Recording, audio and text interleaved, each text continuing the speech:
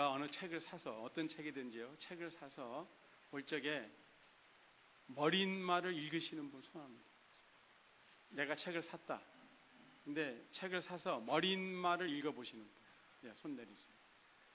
여러분들 꼭 머릿말을 읽으시기 바랍니다. 왜냐면은 그 책을 쓴 목적이 무엇인지를 머릿말에 다 그 저자들이 써놓습니다. 왜 이 책을 써놨는지 그 목적을 모르고 책을 읽는다면은 반밖에 읽는 게 아니죠. 그래서 여러분들이 책을 사셨을 적에는 반드시 머릿말을 읽으시고 그다음에 목차를 쫙 한번 보세요. 책을 읽는 좋은 습관입니다. 그런데 성경도 그래요. 요한복음을 쓴 목적이 있습니다. 사도 요한이 요한복음을 쓴 목적이 있는데 바로 30절과 31절 사도 요한이 기록을 하고 있는데, 예수께서 제자들 앞에서 이 책에 기록되지 아니한 다른 표적도 많이 행하셨으나, 예수님이 얼마나 많이 행하셨는지요, 그 요한복음 21장 마지막 절에 보면은 이렇게 말씀하고 있어요. 예수님이 행하신 것을 낱낱이 기록한다면, 신문기자가 기사를 쓰듯이 그 사건을 낱낱이 기록해 놓는다면 그 기록한 것을 이 세상에 둘 수 없을 정도로 많다고 그렇게 얘기를 하고 있는데, 그 많은 일들 가운데서 31절 오직 이것을 기록함은 너희로 예수께서 하나님의 아들 그리스도이심을 믿게 하려 함이요 또 너희로 믿고 그 이름을 힘입어 생명을 얻게 하려 함이니라. 이게 요한복음을 쓴 목적입니다. 그러니까 요한복음을 읽고 난 다음에는 어떻게 해야 돼요? 예수님에 대한 믿음이 생겨야 돼요. 그리고 생명이 내게 있음을 확신해야 돼요. 이게 요한복음을 쓴 목적입니다. 자, 그런데 그러면 예수님이 그리스도시요 하나님의 아들이심을 믿게 하는 사건들이 이제 이 요한복음에 쭉 기록이 되어 있어요. 그런데 가장 중심되는 사건이 뭐예요? 예수님의 부활 사건이에요. 예수님의 부활입니다. 부활하신 예수님에 대한 믿음이 없이는 기독교는 설 곳이 없어요. 초대교회 사도들과 성도들은 언제나 어디서나 부활하신 예수를 증거했어요. 그래서 너희로 믿고 그 이름을 힘입어 생명을 얻게 하려 함이니라. 이 생명은 어떤 생명이냐? 부활하신 예수 그리스도의 그 생명을 얻게 하려 합니다. 그 말씀이에요. 죽어도 어때요? 살아요. 그래서 예수님이 말씀하시죠. 나를 믿는 자는 영원히 죽지 아니할 것이요 살아서 믿는 자는 죽지 않을 것이요 죽어도 살 것이라고 말씀을 하고 있습니다. 그래서 이 초대교회 사도들과 성도들은 어디를 가든지 그리고 어느 때나 한 가지만 얘기합니다. 뭐예요? 예수님이 부활하셨다는 그거 한 가지만 얘기해요. 사도행전 2장 32절입니다. 이 예수를 하나님이 다시 살리신지라 우리가 다 이 일의 증인이로다. 사도행전 3장 15절입니다. 생명의 주를 죽였도다. 그러나 하나님이 죽은 자 가운데서 살리셨으니 우리가 이 일의 증인이로다. 사도행전 4장 10절 너희와 모든 이스라엘 백성들은 알라. 너희가 십자가에 못 박고 하나님이 죽은 자 가운데서 살리신 나사렛 예수 그리스도의 이름으로 이 사람이 건강하게 되어 너희 앞에 섰느니라. 누가 이를 세워줬다고요? 병든 자를 죽었다가 다시 살아나신 예수님이 살려주셨다. 건강하게 해주셨다는 5장 30절입니다. 너희가 나무에 달아 죽인 예수를 우리 조상의 하나님이 살리시고. 이처럼 초대교회의 최대 관심은 부활하신 예수님이었어요. 부활하신 예수. 사도들과 교회는 부활하신 예수를 끊임없이 증거했을 뿐만이 아니라 이제 그들도 장차 그 예수님의 영광의 부활에 참여하기를 간절히 소망했는데 대표적인 인물이 사도 바울입니다. 빌립보서 3장 10절과 11절을 보니까 이래요. 내가 그리스도와 그 부활의 권능과 그 고난의 참회함을 알려하여 그의 죽으심을 본받아 어찌하든지 죽은 자 가운데서 부활에 이르려 하노니. 그러니까 사도 바울의 최종적인 골은 뭐예요? 목표는 예수님이 몸이 부활하신 것처럼 자기 몸이 부활하는 거예요. 따라서 우리 신앙의 목적도 뭡니까? 우리의 몸이 부활하는 거예요. 우리의 몸이. 사도들과 초대교회 성도들, 그리고 오늘날 우리들에게, 그리고 지나간 날 많은 성도들에게, 또 앞으로 또 있을 성도들에게 예수의 부활이 왜 그토록 의미 있고 중요한지 여러 가지로 설명할 수 있지만 단적으로 요한복음 2장 22절을 보면은 답을 찾을 수가 있어요. 제가 읽습니다. 죽은 자 가운데서 살아나신 후에야 제자들이 이 말씀하신 것을 기억하고 성경과 및 예수의 하신 말씀을 믿었더라, 그렇게 기록하고 있습니다. 제자들이 언제 성경과 예수님의 말씀을 믿었어요? 예수님이 부활하신 후에요. 그러므로 사도들은 예수님이 부활하신 후에야 예수님의 탄생과 그리고 이 땅에서의 사역들, 그리고 십자가에서의 죽으심을 뒤돌아보면서 그 사건이 갖고 있는 의미를 그때야 비로소 깨닫게 되었던 것입니다. 예수님의 부활은 예수님이 진실로 누구인지 제자들에게 확실히 깨닫게 해 주신 사건이었어요. 근데 그것은 제자들에게만 그렇습니까? 모든 성도들에게 똑같아요. 예수 그리스도의 부활을 믿는 자들은 분명히 다릅니다. 자, 사람들은요, 예수님의 부활을 반드시 믿어야 돼요. 예수님은 부활하셨어요. 꿈에는 얘기가 아니에요. 예수님은 부활하셨어요. 다시 살아나셨어요. 그 예수님의 부활은 바로 복음의 내용입니다. 사람들에게 제가 물어요. 복음 그러는데 복음이 무엇입니까? 그러면 첫 번째 대답이 뭔지 아세요? 복음은 좋은 소식입니다. 그래요. 그건 낱말풀이죠. 낱말풀이. 그래서 제가 낱말풀이 말고요, 그 복음의 내용이 뭡니까? 복음의 알맹이가 뭡니까? 그러면요, 뭐라는지 아세요? 글쎄요. 복음의 알맹이가 글쎄요 세 글자입니까? 우리 영락교회 지체들은요, 복음의 내용이 무엇인지 분명히 아셔야 돼요. 그래서 다른 사람들이 당신들이 그 믿는 복음, 전하는 복음, 믿으라고 하는 복음의 내용이 대체 무엇입니까? 라고 물을 적에 자신 있게 대답할 줄 알아야 돼요. 복음의 내용이 무엇인가? 고린도전서 15장 1절부터 4절에 자세히 기록이 되어 있습니다. 제가 읽습니다. 형제 자매들아, 내가 너희에게 전한 복음을 너희로 알게 하노니. 바울이 고린도 교회에 전한 게 뭐예요? 복음을 전했어요. 이는 너희가 받은 것이요 또 그 가운데 선 것이라. 고린도 교인들이 어디 가운데 서 있어요? 복음 가운데 서 있는 거예요. 너희가 만일 나의 전한 그 말을 굳게 지키고 헛되이 믿지 아니하였으면, 사도 바울이 그들에게 전한 말이 뭐예요? 복음이에요. 복음을 굳게 지키고 헛되이 믿지 아니하였으면 이로 말미암아 구원을 얻으리라 그랬어요.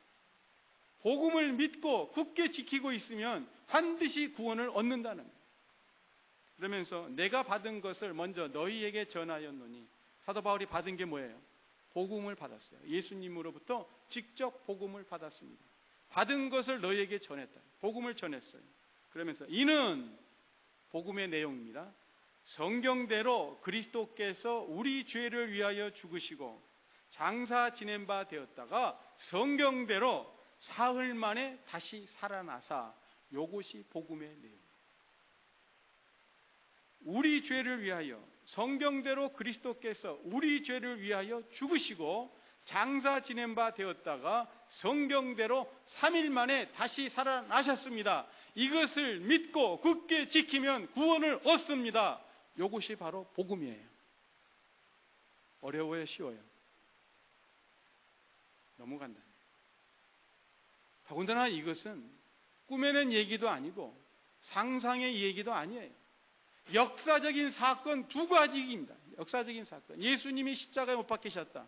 사실이에요, 거짓이에요? 사실입니다. 예수님이 부활하셨다. 사실이에요, 거짓이에요? 사실이에요.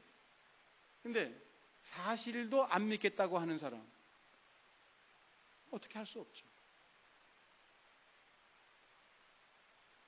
그래서 이 두 가지 사건을 믿으면 구원을 얻는다.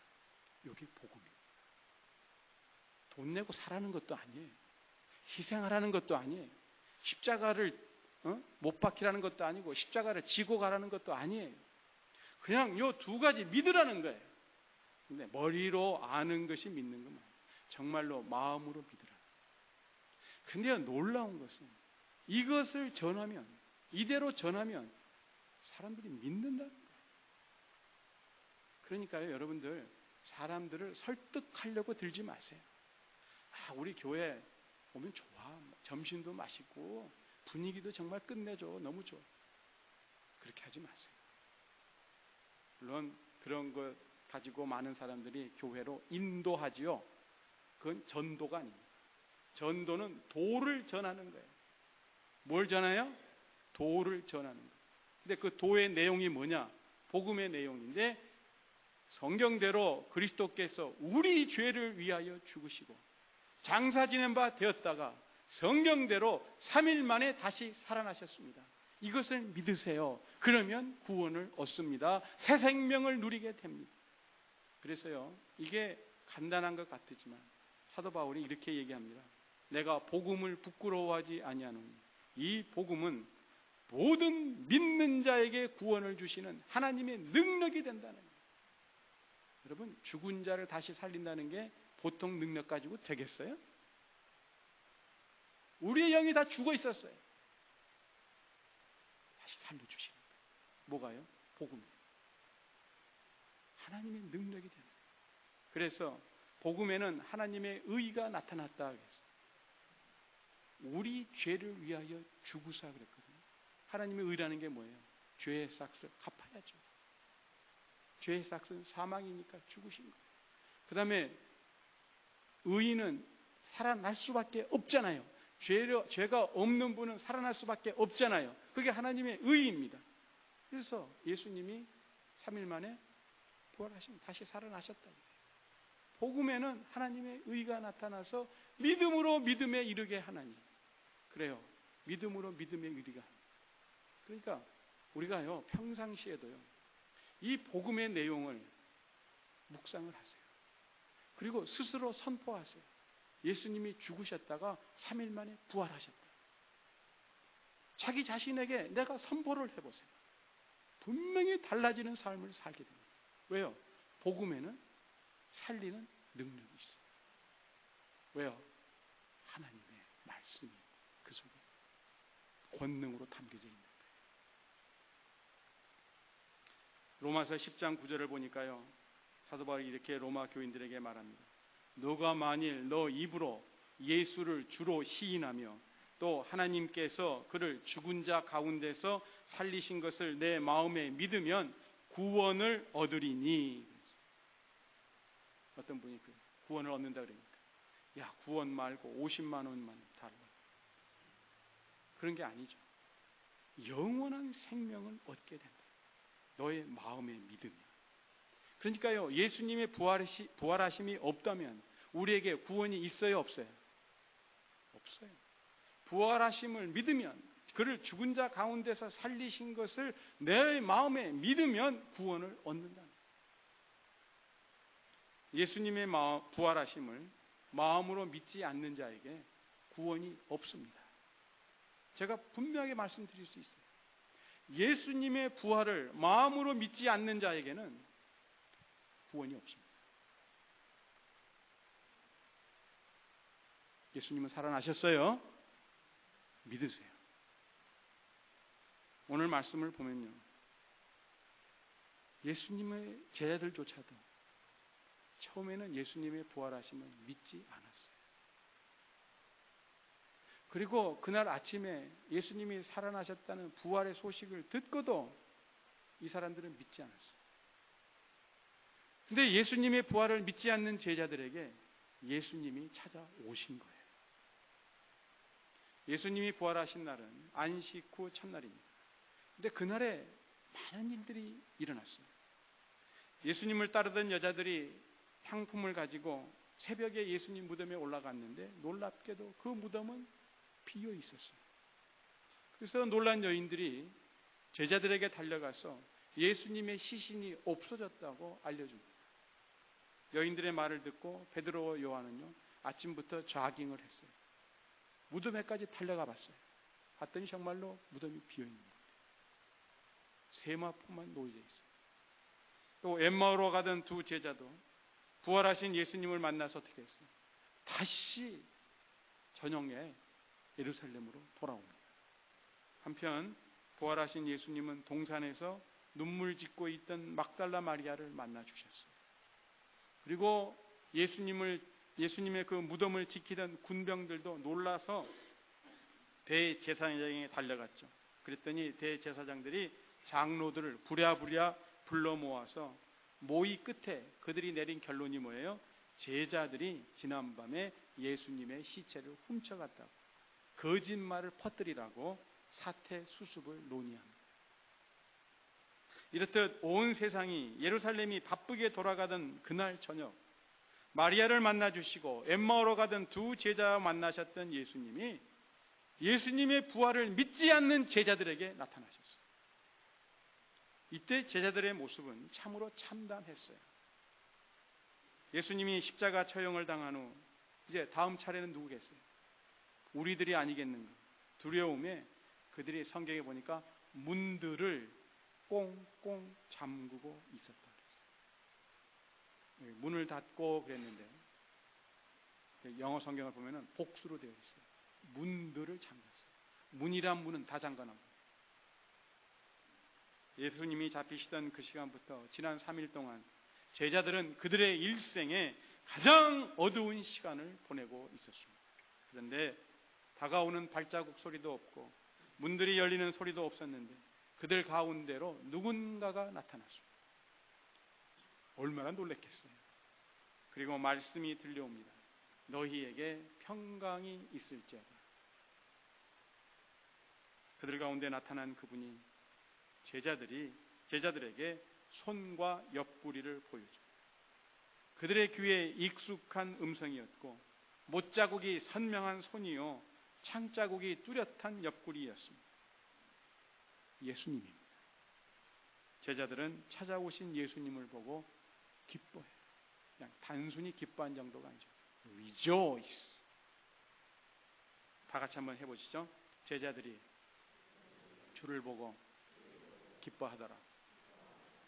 여러분 제자들입니까? 여러분들 제자입니까?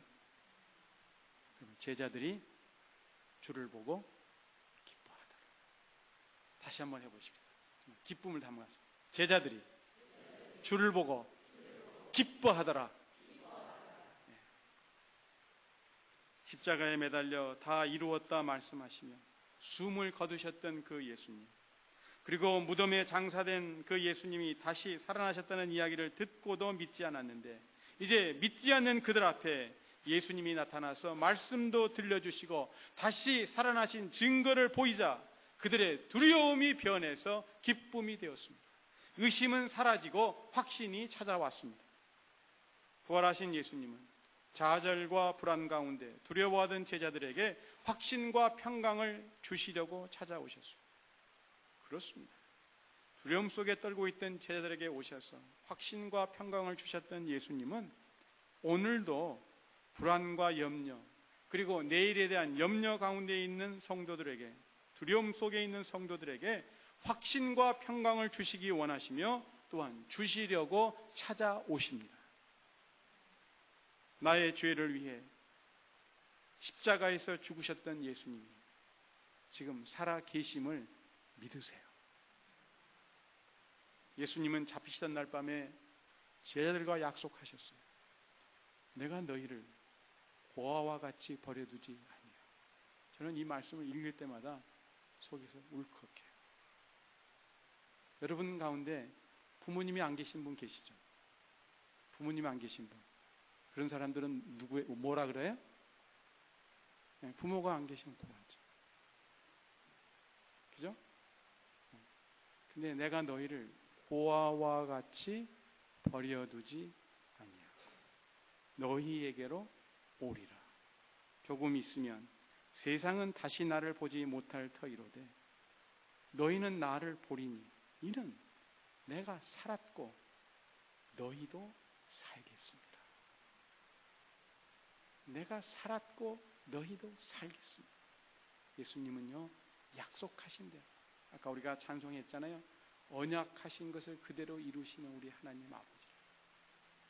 예수님은 약속대로 제자들을 고아처럼 버려두지 아니하시고 다시 그들에게 찾아오셨어요. 오셔서 평강과 확신을 그들에게 심어주십니다. 제자들을 찾아오신 예수님이 계속 말씀하십니다. 아버지께서 나를 보내신 것 같이 나도 너희를 보내노라. 세상으로 보내신다는 거죠. 자, 아버지께서 이 땅에 보내셔서 예수님이 오셨는데 그 예수님이 오셔서 하신 일이 뭐예요? 여러 가지 일이 있지만 무엇보다도 하나님이 어떠한 분인지를 우리에게 가르쳐 주셨어요. 하나님이 누굽니까? 어떤 분입니까? 그런 여러 가지로 대답할 수 있겠죠. 여러 가지로 설명할 수 있겠죠.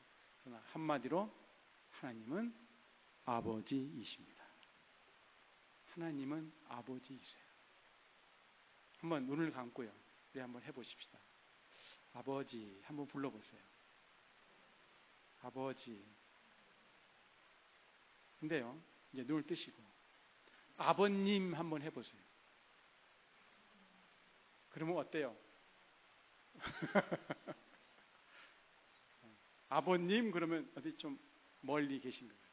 근데 아버지 그러면은 가깝게 계세요. 요즘 애들은 뭐라고 부르죠? 아빠라고. 근데 사실 예수님이요, 하나님 아버지를 부르실 적에 아빠라고, 아빠라는 뜻입니다. 똑같아요. 아빠. 그러니까 예수님은 이 땅에 오셔서 하나님이 어떠한 분이신지 우리들에게 가르쳐 주셨는데 하나님이 누구신가? 아버지라는 거예요. 아버지.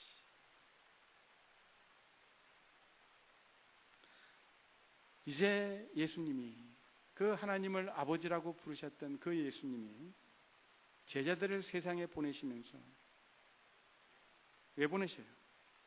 제자들은 이제 세상 사람들에게 예수가 누구인지 그리고 예수님의 부활을 전파하기 위해서 보내심을 받았습니다. 그렇다면 오늘날 우리가 해야 될 일이 뭐겠어요? 부활하신 예수님을 우리의 말로 그리고 우리의 삶으로 세상 사람들에게 증거하는 일, 보여주는 거예요. 세상으로 보냄을 받은 제자들에게 예수님은 숨을 내쉬면서 성령을 받으라 말씀하십니다. 그리고 계속해서 말씀하시기를 너희가 네 죄든지 사하면 사하여질 것이요 네 죄든지 그대로 두면 그대로 있으리라 말씀하시는데, 이 말씀은 제자들에게 사람들의 죄를 용서해 주거나 붙들어 두는 권세가 있다는 말씀이 아닙니다. 죄의 용서는 하나님만이 하십니다. 근데 우리가 요한복음을 읽다 보면요, 요한복음에서 말하는 죄는 다른 게 아니에요. 윤리적이고 도덕적인 죄를 죄라고 말하지 아니하고 요한복음에서 말하는 죄는 뭐냐? 예수님을 믿지 않는 것이 죄예요. 예수님을 믿지 않는 것, 즉 예수님이 하나님의 아들이시오 그리스도이시라는 것을 믿지 않는 것이 죄라는 거예요. 예수님이 십자가에서 죽으셨다가 다시 부활하셨다는 것을 믿지 않는 것이 죄라는 거예요. 그러므로 오늘 이 말씀은요, 제자들이 예수 그리스도를 믿지 않는 세상 사람들에게 예수님이 하나님의 아들 되심과 그리스도이심을 증거하면서 그분이 죽었다가 부활하셨다 전하라는 거예요. 그래서 그 말을, 전파된 말을 듣고 받으면 그 사람은 죄에서 용서함 받아 하나님의 자녀가 되는 특권을 누릴 것이요. 그 사람이, 이 제자들이 전하지 않으면 어떻게 알겠어요? 예수님이 부활하셨다는 걸 어떻게 알겠어요? 그러면 전파하지 않으면 듣지 못한 사람들은 어떻게 되겠어요? 그대로 죄 가운데 있죠. 그래서요, 요한복음 20장 21절 23절 이 말씀은요, 사도행전의 1장 8절과 같은 맥락의 말씀입니다. 이제 제자들은 예수님의 부활을 믿습니다. 조금 전까지만 해도 믿지 못했던 그들이 예수님이 부활하셨음을 믿어요. 그리고 그들의 마음은 기쁨으로 가득 차 있습니다. 그래서요, 예수 그리스도의 부활을 믿는 자들의 공통점은 뭐냐? 기쁨입니다. 기쁨이에요. 그러니까 우리가 예수 그리스도의 부활을 믿는다 그러면은 아무리 세상이 힘들고 어렵고 고난과 핍박이 온다 할지라도, 세상 일이 풀리지 않는다고 하더라도 뭐가 있어요? 기쁨이 있어요. 왜요? 부활이라는 것은 죽었 사람이 살아난 거죠.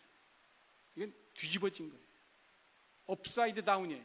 그러면 내가 지금 실패하고 병들고 쪼들리고 한 것 같아도 부활의 권능이 내게 임하면 어떻게 돼요?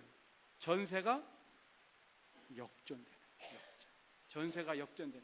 그러니까 그걸 생각하면 기뻐요, 안 기뻐요? 기뻐요. 그래서 우리에게 절대로 필요한 신앙이 뭐냐? 부활 신앙이에요. 부활 신앙. 지금 힘들어요? 부활 신앙 가지세요. 역전됩니다. 지금 약하세요? 부활 신앙 가지세요. 역전됩니다. 자, 그런데 이 부활의 주님을 만나고 기쁨의 가운데 있는 이 기쁨의 시간, 그 자리에 꼭 있어야 할 한 사람이 그 자리에 없었어요. 누구요? 도마요, 도마. 10 제자가 부활하신 예수님을 보았다고 얘기하는 거예요. 근데 한 사람만 대표로 베드로가 얘기했을까요? 도마에게? 여러분, 여러분들 마음이 기쁘면요, 이 가만히 있지 못하는 우리 신체 부위의 한 부분이 있습니다. 어디죠? 입술이에요, 입술. 이 입술과 혀는요, 가만히 있지를 못합니다. 내가 기쁘면요. 그러면 베드로만 대표로 예수님이 부활하셨어, 이렇게 얘기했을까요? 10 제자가요, 다 한마디씩 했을 거예요. 그러면 도마는 몇 마디 말을 들었어요? 10마디 이상을 들은 거죠. 또 여자들도 부활하신 예수님을 보았다고 말합니다. 그러니까 외톨이는 누구요? 도마 혼자뿐이에요. 도마만 거기에 외톨이가 된 겁니다. 부활하신 예수님을 만났다는 제자들의 말을 듣고 난 후 이 도마가요, 심적으로 얼마나 괴로웠겠어요. 얼마나 힘들었겠어요. 우리도 경험하잖아요. 자, 주위에 있는 사람들이 예를 들어서 다 영적인 신령한 체험을 했다고 합시다. 그런데 나만 못했어요. 무슨 생각이 들어요?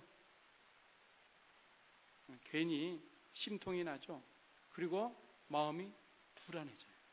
내가 정말로 구원받은 건 맞아? 내가 정말 예수 믿는 건 맞아? 아주 근본적으로 흔들립니다. 그러니 부활하신 예수님을 만난 제자들 틈에서 도마의 마음이 어떻겠어요? 그러니까요, 도마가 아주 참 어떻게 보면 아주 심한 말을 한 거예요. 뭐라 그래요? 내가 그 손에 못자국을 보며 내 손가락을 그 못자국에 넣으며 내 손을 그 옆구리에 넣어보지 않고는 믿지 아니하겠노라. 그냥 간단하게, 야, 너네들 아무리 그렇게 얘기해도 나 안 믿어. 못 믿겠어. 우리 같으면 그렇게 얘기하겠죠. 근데 이렇게 구체적으로 그림을 그리듯이 얘기한다는 얘기는 뭐예요? 이 사람 마음이 지금 이렇게 됩니다. 왜요? 주위에 있는 10명들은 다 봤다고 지금 막 기뻐서 날뛰는데 자기는 못했거든. 도마는 이 3년 동안이나 생사고락을 같이 한 동료들이잖아요. 그 제자들은. 그들의 말을 믿어요, 안 믿어요? 안 믿는 거예요. 한번 사람의 마음이 삐뚤어지면요, 이렇게 되는 것 같아요. 이 도마의 마음처럼 되는 거예요. 마치 닫힌 문들처럼 도마의 마음이 꽁꽁 닫혀 있는데 이러한 모습이 단지 도마뿐이겠는가. 우리들 가운데에는 부활에 대해서 마음의 문을 꽁꽁 닫고 있는 심령은 없는지, 그러면서도 한편으로는 믿지 못하는 자신이 속으로 괴로움을 느끼는 그러한 분들은 계시지 않는지 모르겠어요. 더군다나 믿지 않는 도마를 보시는 예수님의 마음은 어떠시겠어요? 그러면은 이렇게 굳게 닫혀진 도마의 마음을 어떻게 해야 열 수 있을까요? 도마의 괴로운 날이 하루 이틀 지나갑니다. 그런데요, 신통방통하게도 이 도마는 괴로워하면서도 제자들 곁을 떠나지를 않는 거예요. 의심과 불신 가운데 일주일이 흘렀습니다. 그날도 도마를 포함한 11제자가 문들을 닫고 모여 있었는데 이제 그들이 유대인들을 두려워했다는 말이 없어요. 그러니까 10제자는 이제 더 이상 두려워하지 않습니다. 이번에도 발자국 소리도 없고 문 열리는 소리도 없었는데 예수님이 나타나셔서 그들 가운데 서서 말씀하십니다. 너희에게 평강이 있을지. 3번째 말씀하십니다. 그리고 곧바로 도마에게 말씀하십니다. 너의 손가락을 이리 내밀어 나의 손을 보고 너의 손을 내밀어 내 옆구리에 넣어보라. 그리고 믿음 없는 자가 되지 말고 믿는 자가 되라.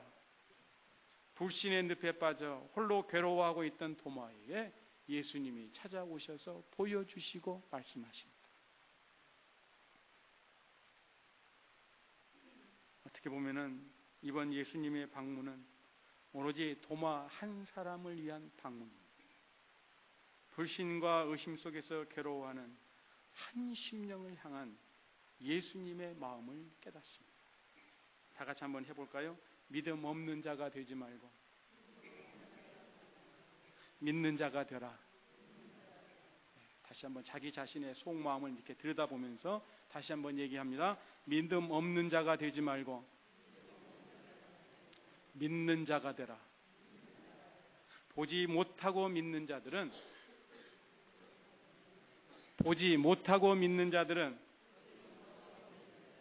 복되도다.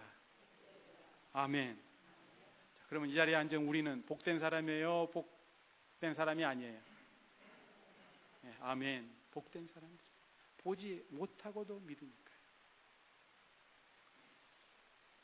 도마에게 들려주신 예수님의 말씀은 단지 도마에게만이 아니라 예수님에 대해 의심하는 모든 사람들에게도 향한 말씀입니다. 우리 죄 때문에 십자가에 못 박히시고 부활하신 예수님이 하나님의 아들이요 그리스도이심을 믿고 예수님만을 신뢰합니다. 아까 우리 찬양대가 찬양했죠? 우리 마음이 평안하려면 어떻게 해야 된다고요? 찬양대원들. 우리 마음이 평안하려면 어떻게 해야 된다고요? 잊어버리셨습니다. 20분이 지나서 잊어버리셨어요. 믿고 의지하면 마음 평안해진다. 아멘. 예수님의 부활하심을 믿고요. 그 부활하신 예수님을 의지하세요. 그러면 평안해져요. 언젠가는 우리 주님께서 역전시켜 주시리라.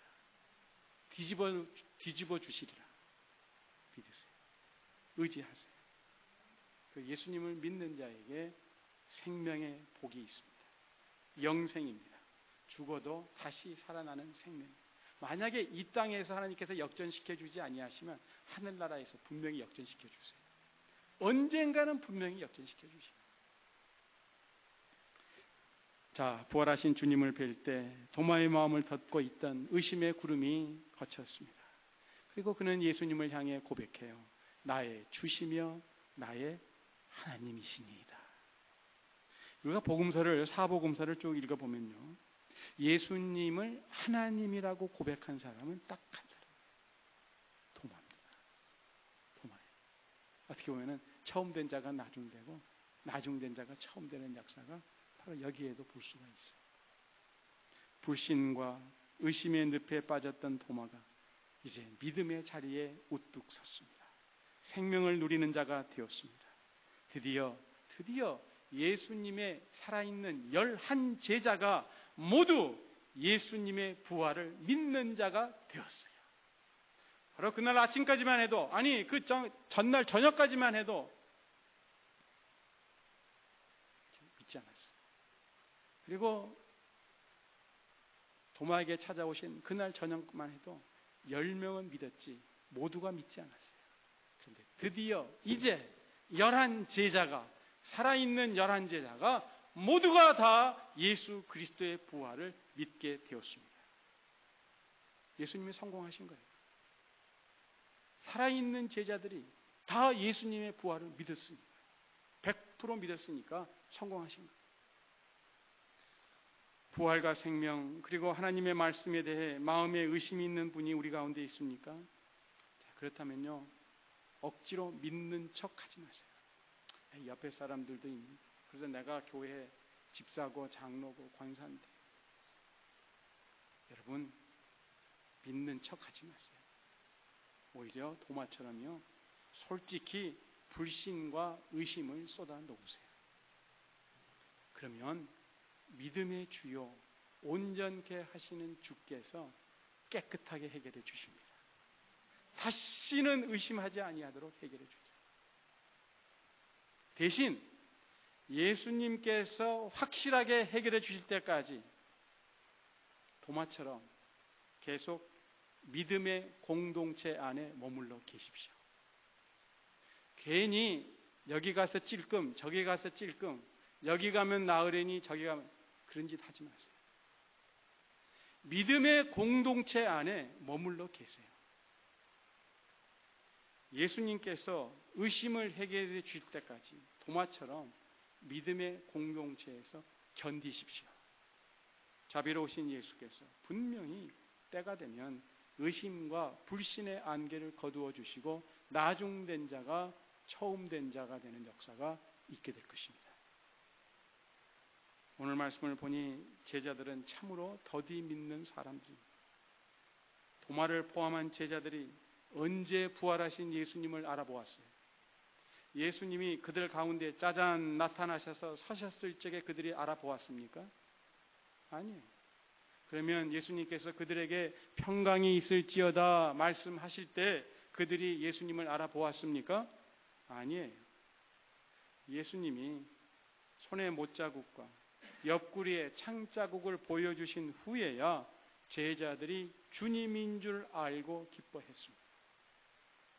그렇다면 예수님이 부활하셨다는 참 증거는 빈 무덤이나 빈 십자가가 아니라 바로 예수님의 몸에 있는 못자국과 창자국이 예수님이 부활하셨다는 증거예요. 즉 예수님이 예수님의 몸이 부활하신 증거예요. 그런데 성경은요, 교회를 예수님의 몸이라고 가르칩니다. 그렇죠? 예수님의 몸이 뭐라고요? 교회가 예수님의 몸입니다. 우리도 그렇게 믿습니다. 자, 그렇다면 예수님의 몸에 못자국과 창자국이 있듯이 교회에 뭐가 있어요? 못자국과 창자국이 있어요, 없어요? 몰라요? 있습니다. 이 땅의 교회에 못자국과 창자국들이 있어요. 처절한 피 흘림과 아픔과 상처가 교회들에 있어요. 그런데 못자국과 창자국이 있는 교회이지만 부활하신 예수님을 머리로 삼아 하나됨을 지켜나갈 때 그 교회는 예수님이 부활하셨다는 것을 세상에 보여주는 거예요. 우리가 어떻게 예수님이 부활하셨다는 것을 보여줄 수 있겠어요? 세상들에 어떻게 보여져요?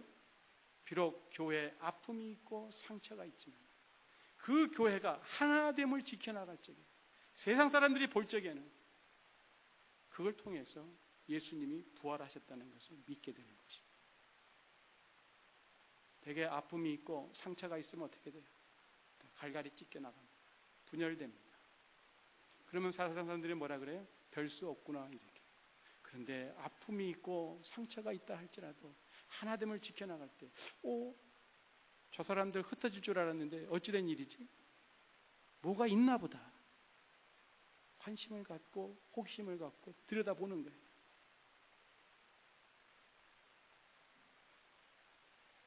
예수님의 제자들을 칭찬할 만한 것이 없는데 오늘 말씀 보면 칭찬거리가 하나 있습니다. 그것은 그들이 비록 인생의 암흑기에 빠져 있었지만 서로 다투지 않았어요. 예수님이 살아계셨을 적에는 그들 서로 다투었잖아요. 자주 다투었어요. 그리고 예수님의 죽음에 대해서 서로 네 잘못이야 너 잘못이야 핑계대지 않고 비난하지 아니하고 그들은 같이 모여 있었습니다. 두렵지만은 같이 모여 있었어요. 그렇습니다. 어려울 때일수록 교회는 모여야 돼요. 어려울 때일수록 교회는 모여야 됩니다. 그들이 모여 있을 때 예수님이 그들을 찾아오신 거예요. 우리들도 부활하신 주님을 뵙기 원합니다.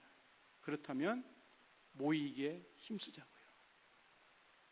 따라서 해보십시다. 모이기에 힘쓰겠습니다. 우리 주님께 하는 고백이에요. 모이기에 힘쓰겠습니다. 주일 예배뿐만이 아니라 수요 저녁, 새벽 기도 그리고 구역 예배에 모이기에 힘쓰세요. 어찌되었든 모이세요. 자주 모이세요. 천재지변이 없는 한 모이세요. 사순절 동안 우리가 경건 생활을 훈련한 것은 계속해서 경건 생활을 하기 위함입니다. 부활절이 지난 후에도 마음 풀지 마시고 계속해서 모임에 참석하세요. 부활하신 주님께서 우리가 계속 모일 수 있도록 도와주십니다. 죽음을 이기고 부활하신 예수님, 믿는 자들에게 영원한 생명을 약속하신 예수님, 그분은 오늘도 의심과 두려움에 떨고 있는 제자들이 모여있는 곳에 다가오십니다. 문들을 잠그고 있어도 그 잠가놓은 문들이 예수님 오심을 결코 막을 수 없습니다. 그리고 부활하신 예수님이 우리에게 다가오셔서 말씀하세요. 믿음 없는 자가 되지 말고 믿는 자가 되라. 보지 못하고 믿는 자들이 복되도다. 그러므로 예수님의 부활을 증거하는 교회는 무엇보다도 먼저 예수님의 부활을 믿는 교회입니다. 예수님의 부활을 믿는 교회. 그래서 우리가 지금 비록 어렵고 힘들지만은 언젠가 때가 되면 반드시 부활하신 죽은 자 가운데서 예수를 다시 살리신 그 하나님께서 우리의 상황을 역전시켜 주실 것이라고 그 믿음을 소유하게 됩니다. 그래서 예수님의 부활을 증거하는 교회는 먼저 예수님의 부활을 믿는 교회. 보지 않았어도 믿는 교회입니다. 그리고 예수님의 부활을 증거하는 교회는 상처와 아픔이 있어도 그럼에도 불구하고 예수님을 머리로 삼고 하나됨을 지켜나가는 교회입니다. 상처와 아픔이 있어도 모이기를 힘쓰는 교회.